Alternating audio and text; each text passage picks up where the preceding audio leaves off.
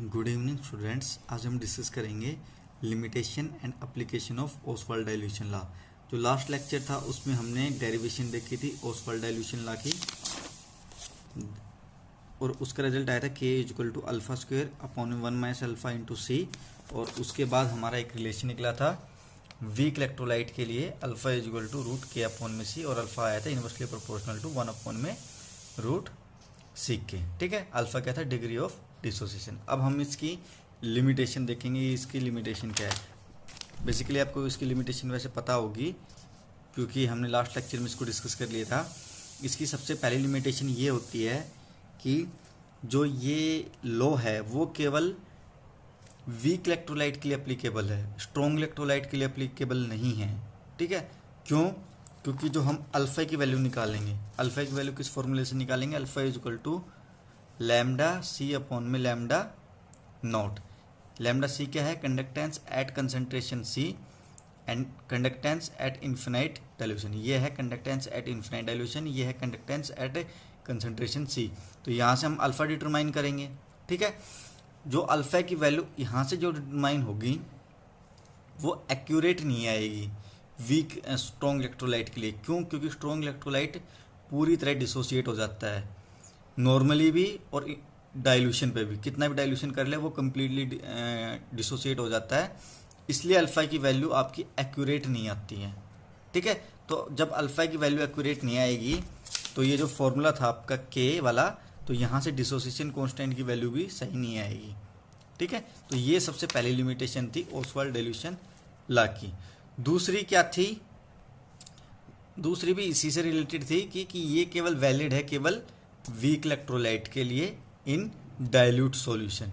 ठीक है, that's why it is called dilution law. ठीक है, इसीलिए इसको डाइल्यूशन लॉ कहते हैं, क्योंकि ये वीक इलेक्ट्रोलाइट का एप्लीकेबल है, वो भी कब? जब डाइल्यूट सॉल्यूशन हो बहुत ज़्यादा।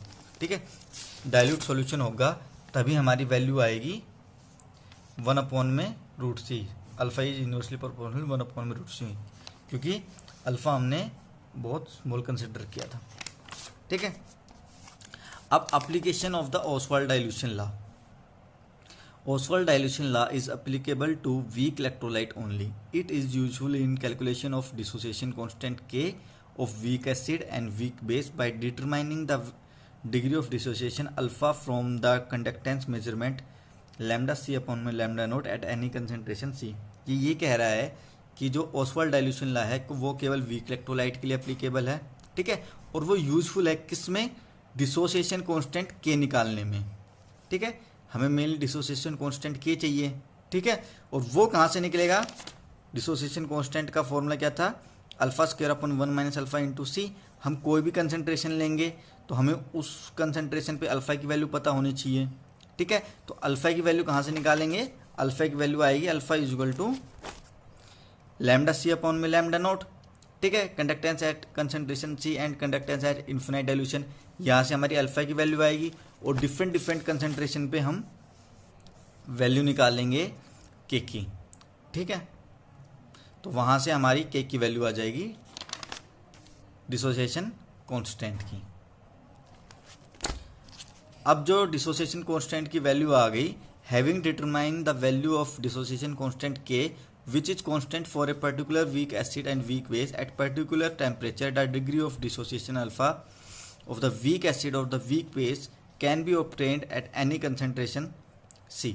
इसका मतलब ये कह रहा है कि जब हम के की वैल्यू निकाल लेंगे, और के की वैल्यू जो होती है वो कांस्टेंट होती है किसी भी वीक एसिड और वीक बेस की एट पर्टिकुलर टेम्परेचर। मतलब के की वैल्यू आपकी कांस्टेंट होती है हर वीक एसिड और वीक बेस के लिए एट पर्टिकुलर टेम्परेचर। तो उसकी हेल्प से हम अल्फा की वैल्यू निकाल सकते हैं किसी भी वीक एसिड और वीक बेस की एट एनी कंसंट्रेशन सी। ठीक है, ये बेसिकली एप्लीकेशन थी इसकी ओसवाल्ड डाइल्यूशन लॉ।